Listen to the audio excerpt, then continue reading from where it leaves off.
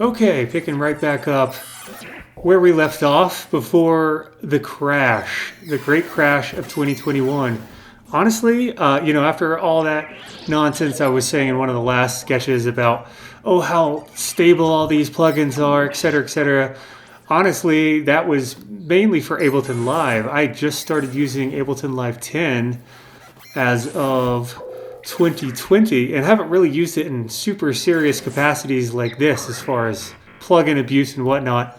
Ableton Live for me, honestly, there's only a few instances where grouping really large amounts of effects at once would crash it, but I haven't had too much experience with Ableton 10, so hopefully that was just a freak incident and we don't experience too many more crazy crashes like that. But your guess is as good as mine. I tend to be pretty rough on software and for whatever reasons find bugs kind of a lot. So, of course, Murphy's Law, when you're trying to, get something done and shoot a video or whatever, of course it's going to fall apart. But so fingers crossed, toes crossed for this part B. And let's see, where were we, honestly? I think I was automating this pitch here. It's like, where to go from here, honestly? It's kind of a hiccup, when things crash. Honestly, I've had whole songs get corrupted, or, parts of songs, and had to basically go back to a backup. Luckily, Ableton's pretty good about doing the backup thing. I feel like every program now should just have that built in, some backup functionality. But I've, taken on the fool's errand before even of trying to rebuild completely a song from memory. Of course, after a week of just fuming and, when the song got corrupted, just so pissed off and spending a week just, I quit music for an entire week, and then going back to it, with some kind of newfound determination and willpower, and telling myself, you know what, I am gonna kick this thing's ass. I'm gonna try it again, and of course, it sounds nothing like, the first taken version that I did, but ultimately, it ends up being better. I feel like in the end, I probably spend way more time, on the redo just out of spite, for the for the shitty situation, trying to make light of it. But I found ultimately every time I go back and try to redo something, it's better somehow. Maybe it's just the break, spending some time away from it. Who knows? But all right, so I think. Yeah, I kind of like the kind of weird cut-up effect this grain delay has. So I'm going to automate some of this. Let's give it a bit more runway here.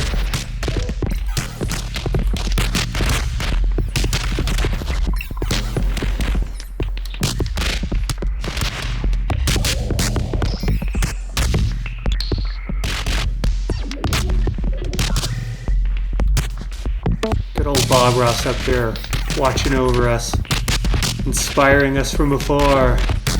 So I'd like to think, anyway.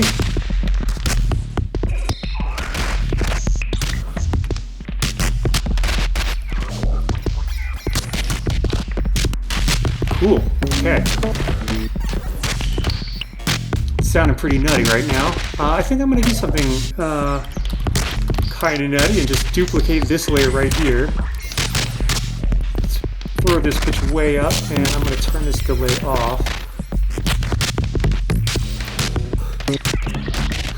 Oh, sounds like a really funny kind of bass pluck coming from I believe it's the kick on the beat ditty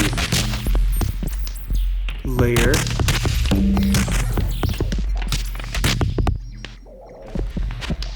Right. So maybe I'll pan this one over here and pan this texture over here.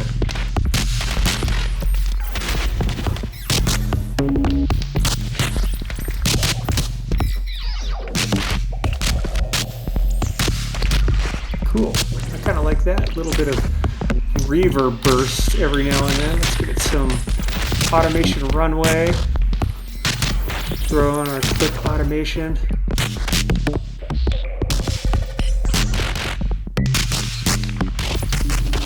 Yeah, that's something I do a lot when I'm just slamming knobs, is I try to remember some of the movements that I did and go back and recreate them a little bit. Maybe I want to tone some of this so it's not as frequent. You can even automate these pans here just so that they're kind of whipping around a little bit.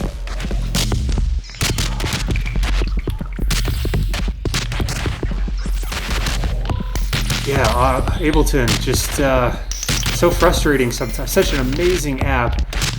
But I think with Ableton 10, they did a lot of overhauls to the automation system. I think there was probably some bugs they introduced in there along the way. I'm really looking forward to Ableton 11, but like with 10, when that came out, I couldn't even use it for, I felt I had no confidence in using it for the first almost 2 years that it was out, just because they were obviously still trying to iron out some kinks.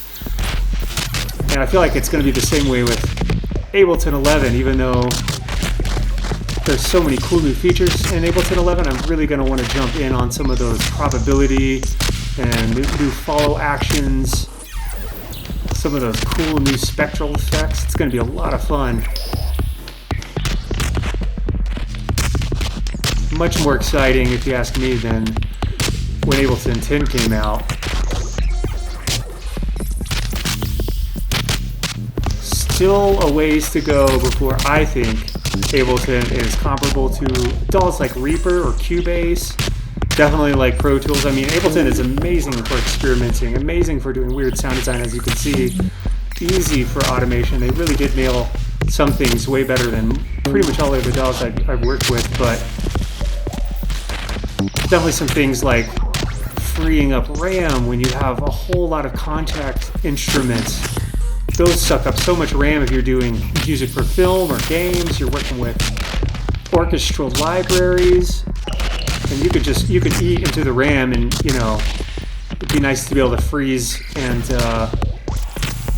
have all the instruments unloaded from RAM, so you could just have some massive libraries at use. You can do that with Reaper, you can do that with other DAWs, but yeah.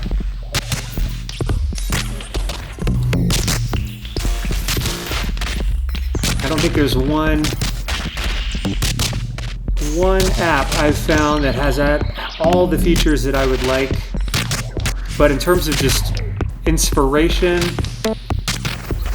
apps like Ableton, Bitwig, Audio Mulch, Hollyhock are definitely my favorites. Of course, there's Reactor, and you know, that's a whole beast all in and of itself. Maybe we'll get into some Reactor at some point.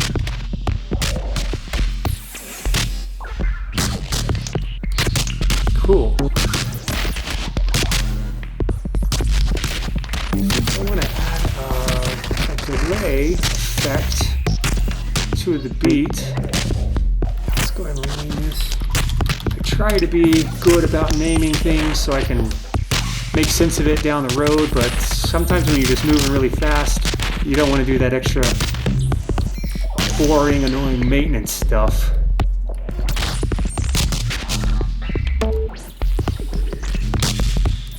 Kind of like, you know, expressionist painters. You're just throwing stuff on a canvas, seeing what sticks.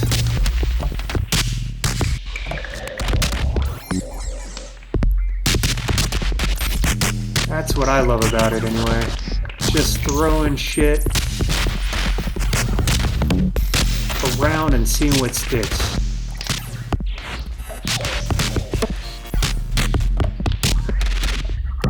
I guess it helps to turn the wet dry on of this effect. Get some nice stuttery going on. Yeah. Classic stock IDM.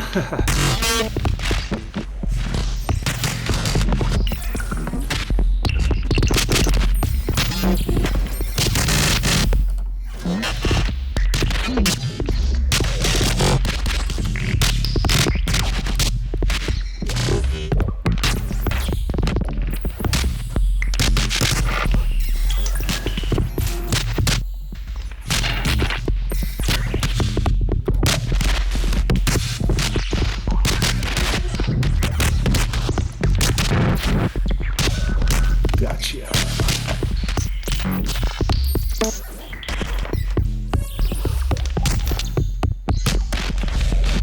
Definitely want to do something with that kick. It's almost too repetitive, or cumberly repetitive, I guess.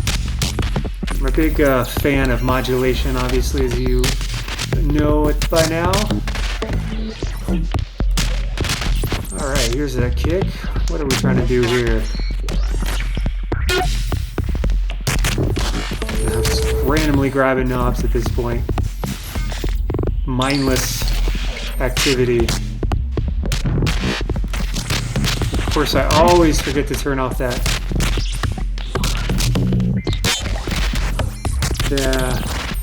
clip automation record button.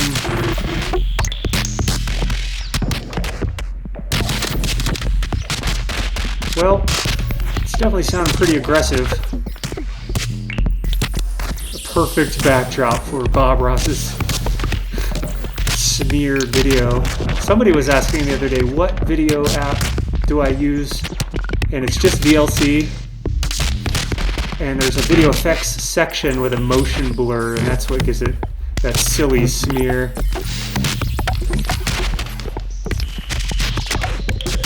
Don't want to get stabbed with any stupid copyright violations on YouTube.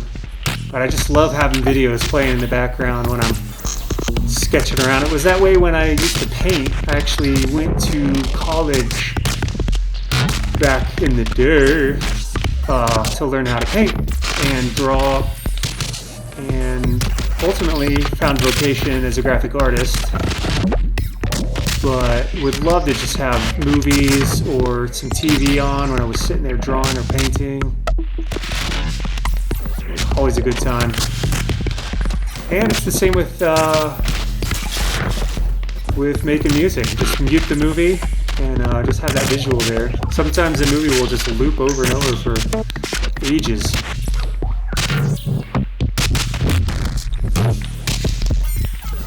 Cool. I think I want to get this little attack to happen every now and then on that kick. Just a subtlety every now and then. Some ridiculous sounding bass line action coming out of that kick. Just for the sake of humor, I think I'll just leave it in there. Cool. Let's go ahead and save this. Maybe I'll just try Ableton. Oh man, just struggling today. I don't know if it's just Bob Ross is just not having this track at all, or what. Ghost of Bob Ross is just thinking, man, this sounds like garbage. Cut it out.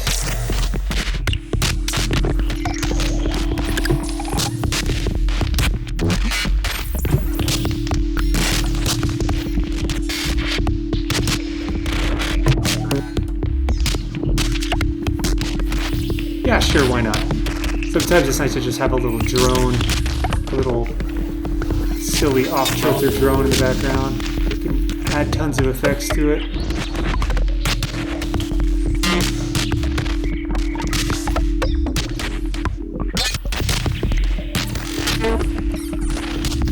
I think I want to...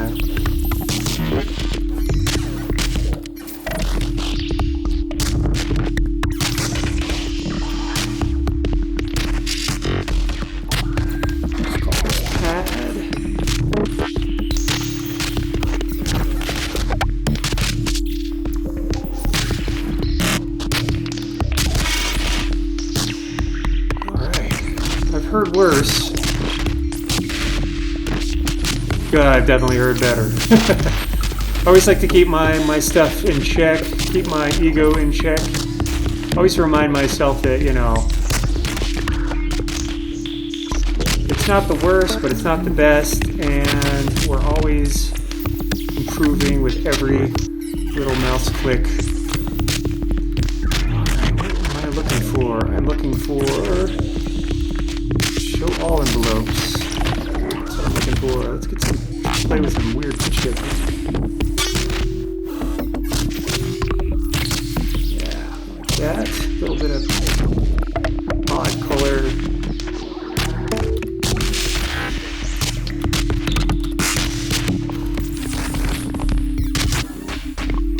Not too much of a fan of that one. I think I want to pull in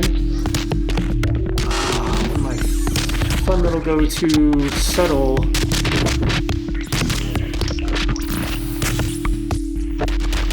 This thing just adds a little bit of a tape warble kind of effect.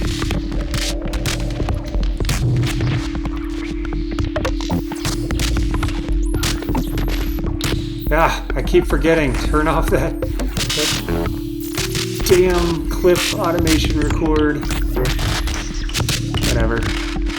It's just more motivation to automate more.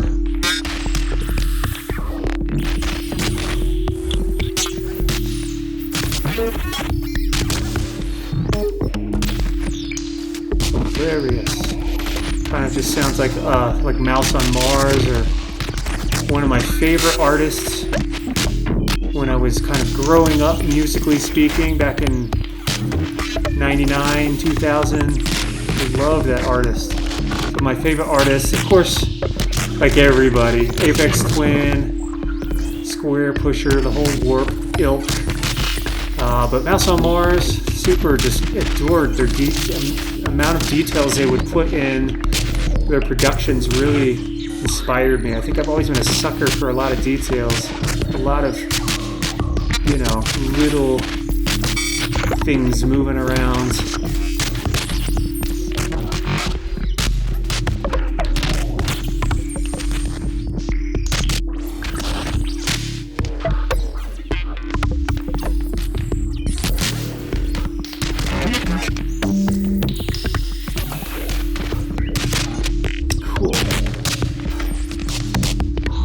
You know, I mean, these four tracks here could comprise at least the meat and potatoes of a 3 to 4 minute section of a track. You know, different things could turn on and off along the way. There's all kinds of ways you could spin it compositionally on the timeline.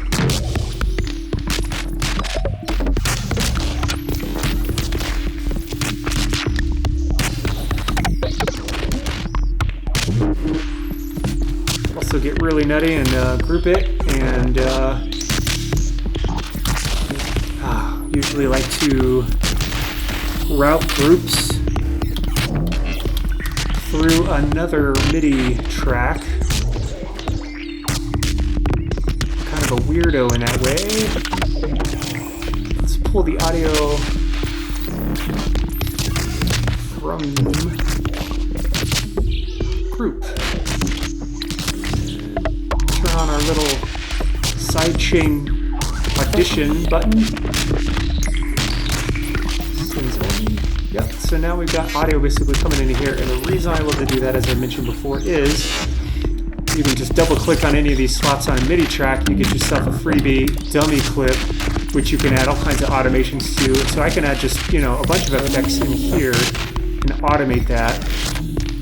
If I wanted to, I could also create a return track, and I could route the return track into a MIDI track that way as well. So you can then thus have automation clips for a return track. You can basically also do it for the master track as well. It's, you know, it's a little squirrely in a way, but if you really, you know, want to like automate stuff on your master track, it's a pretty basic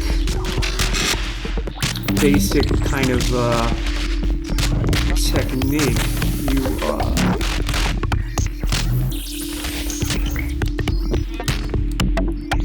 using the side chain, I can pull audio from the master, and if you can pull from any group, basically, which is fascinating. Of course, if I hit this button now, what's going to happen is I'm going to get a nasty feedback loop. As you could imagine, it will just be, it will kill us. So I'm going to mute that, and I'm going to sidechain, if you can believe, from 7 MIDI. Pulling back from 7 MIDI. Post mixer. And I need to readjust this so that it pulls. I need to turn on the audition. Well, sounds like we're getting feedback anyway. I think I need to put this muted here. Let me go ahead and mute that, and let's try it again. Well, not exactly what I was going for, but definitely, let's see, how about pre-effects? Nope, not having it. And then this is pulling from 7 MIDI post effects. You know, this is one of those situations where it's like, well, what's going on, you know? And then we could spend like hours and hours trying to debug it. So we've got, let's see, for master, let's see, maybe I was pulling from pre-effects when I needed to actually pull from the chain, or maybe not, post-effects.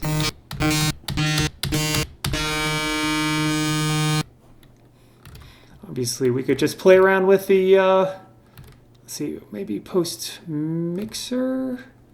Yeah, sends only, perhaps? Voila! Sometimes I'm sitting here freaking out thinking like, oh, Ableton's going to crash again. Or this is going to take forever and I'll just spend the next 30 minutes trying to figure this silly thing out. But that's how we learn stuff, obviously, you know, trial and error and, you know, a little mental elbow grease. But, so yeah, at that point, basically, I would just add, you know, effects into here, if you can imagine. And let's just, this should go, yeah, over the entire, you know, the entire mix at this point. So, you know, master, effects, send. And we obviously, I wonder if I unmute this. Oh, because I think this chain is muted. Well, and plus I think because our mix is up 100% here, if I hit this, basically if I pull this mix down, we're going to get some nasty feedback, which I'm actually curious what it will sound like. I just, you know, I know it's going to be mostly bass stuff since I've got this minus 36 pitch shift. We'll just get minus 24, minus 48, and so on until, you know, infinity down low.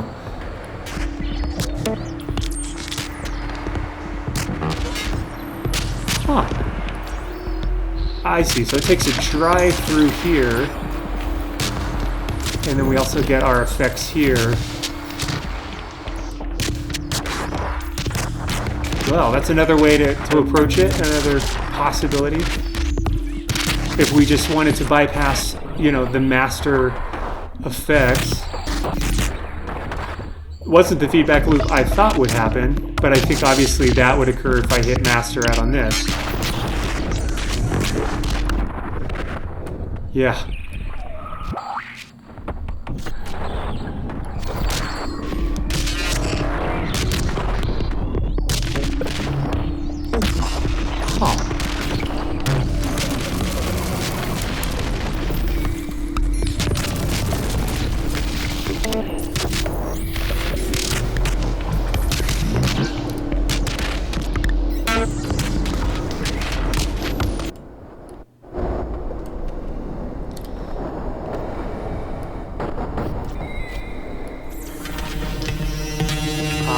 Yep.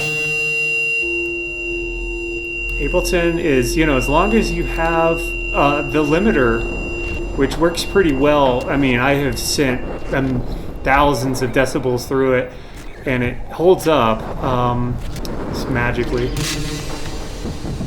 So we'll put sends only again on this. And then pull this mix down a little bit. We'll say master effects return. So anyway, just some crazy, you know, nobody would ever think to use the audition button. It's not really probably meant to be used that way. But you can get some pretty insane feedback stuff going on. And almost too crazy sometimes, but you know, if you dial it just right, you get some really, really cool sounding stuff, especially, you know, like if we added some sidechain in here. Let's see, let's pull the sidechain from the beat diddy kick only. Beat diddy, and we got a kick somewhere around here. Yeah, post, we'll see, post mixer.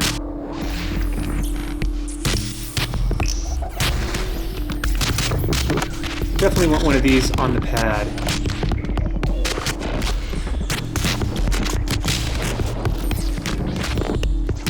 Yeah, let's see what happens if I pull this and just move it into the master beyond. Definitely get some of that sort of breathy sidechain weirdness that all the kids love these days. Honestly, I've grown to like some abused sidechain. It's an effect you hear a lot. A lot of these lo-fi hip-hop guys are using it all to hell. Audiker, of course, you know, uses it a ton. They have so much sonic stuff going on all at the same time. It's like they have to have a lot of compression and limiting and.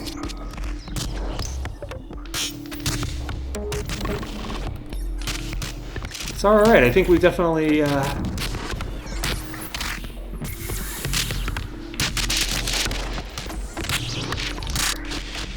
a little bit of a interesting journey. I think I'm about good to go.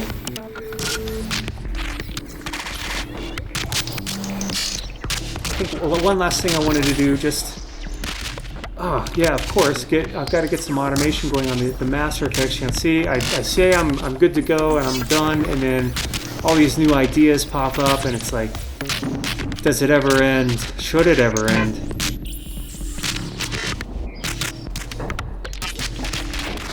Yeah, but unfortunately, we can't add the mix of this here to this automation like I'd like to, so I will circumvent that via my preset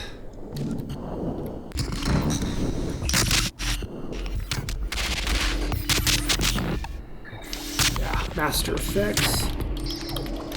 So now we can automate this if we want. Of course, we want to automate everything. I'm going to go ahead and let's duplicate this. Let's get some follow actions going. Might as well. Let's go ahead and just add. Oh yeah, why not? And then I'm just going to pull these sort of arbitrarily, randomly, in different lengths.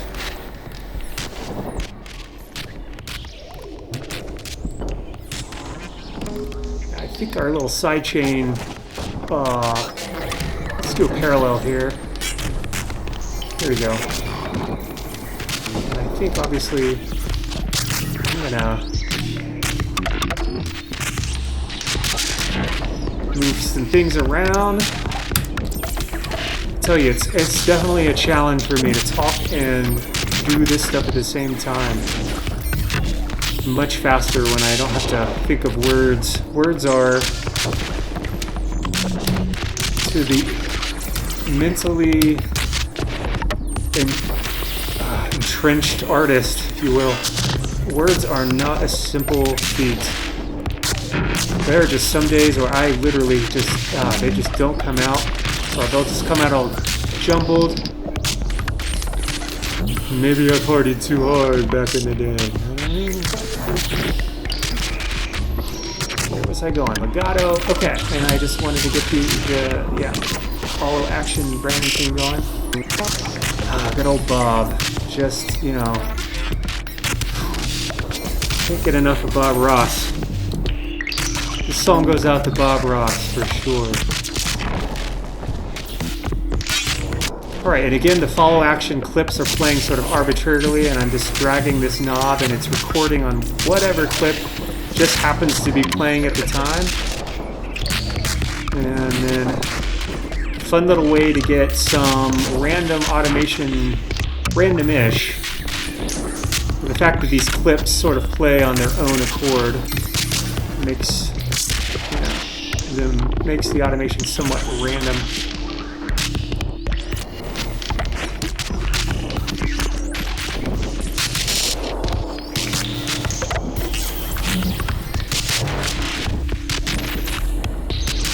Nice.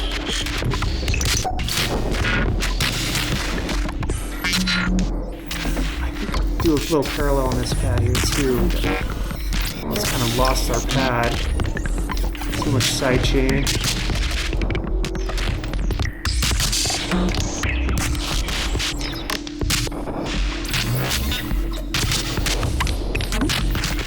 Alright, what's going on with these effects?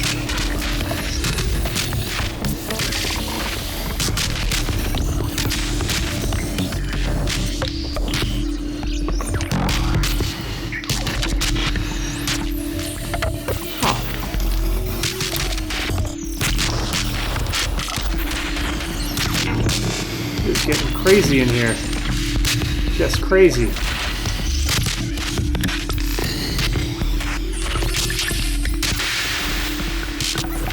But the crazier the better, I say.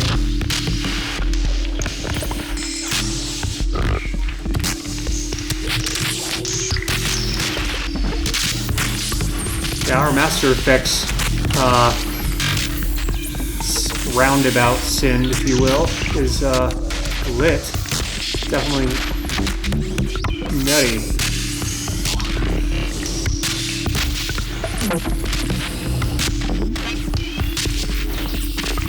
Nutty. And I didn't even do some other effects from the group. I mean, you can just get so crazy once you step around with the gate. I believe any of the effects that have the side chain built in, the compressor you can also use. Forget which other one, maybe the glue compressor. It's probably another one I'm not remembering. But yeah, so let's see, our return, we need something crazy on this return.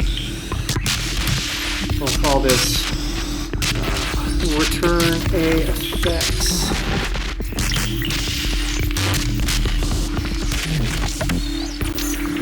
And let's go ahead and pull from A resonators from post effects. And we don't want this to go out anywhere, so we'll just do that. So basically, if we classic cheesy go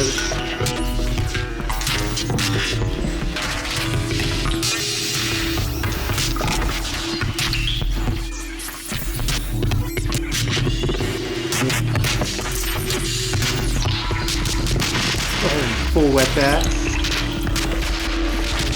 Alright, so I want to move these effects out into our return zone. And I'll just go ahead and copy these over. Now, none of the, of course, automation will, go along with them, but we at least get the clips and their follow actions and links all sort of pre-set up. I'll go ahead and just move these over here as well. So you can see they're just going to kind of move randomly on their own, however they feel.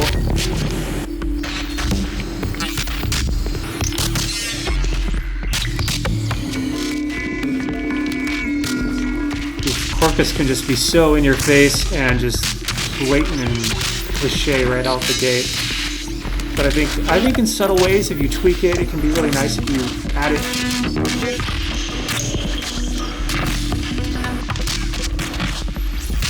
Yeah, let's go ahead and just animate that.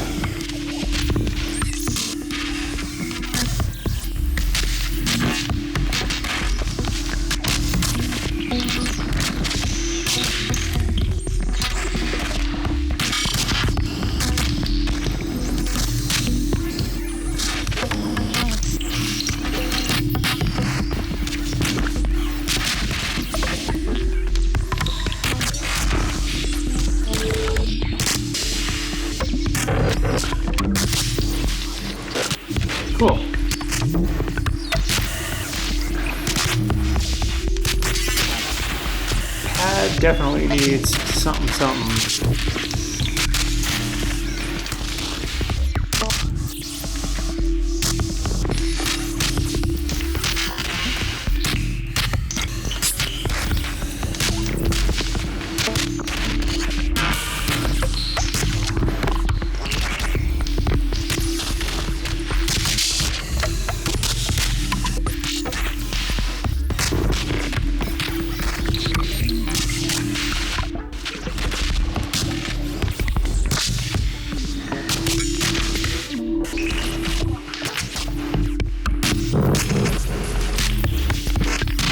It's amazing sometimes when you just start randomly turning knobs, at least for this kind of abstract music, interesting stuff happens, and I love what emerges sometimes. It can be so random, but that's the joy of it, I guess. The joy of painting with sound. That's what I should have called this silly series that I'm doing. Can't take myself too seriously. Life's too short.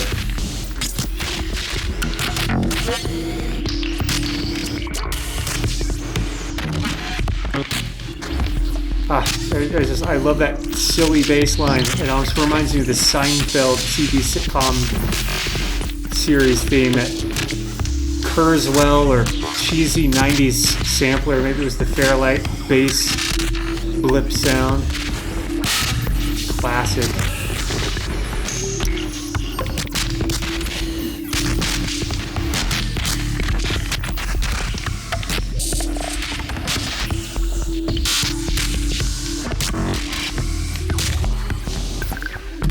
So, I'm curious what our send sounds like now. That is an automated send return effects. I love it.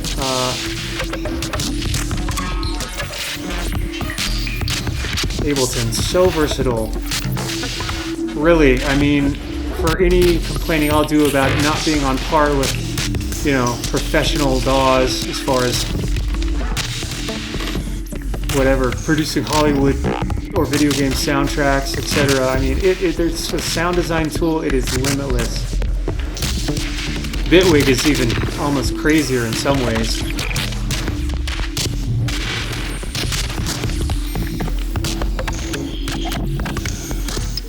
Alright, there you have it, folks. I think I am for real, ready to call it on this one.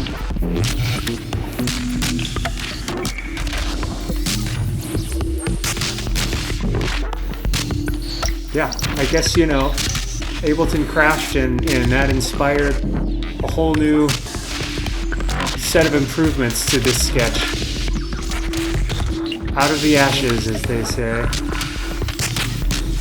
Well, I hope you enjoyed this as much as I did. I look forward to doing a lot more of these in whatever capacity. We'll explore different styles, different tricks. Anyway, take care. God bless.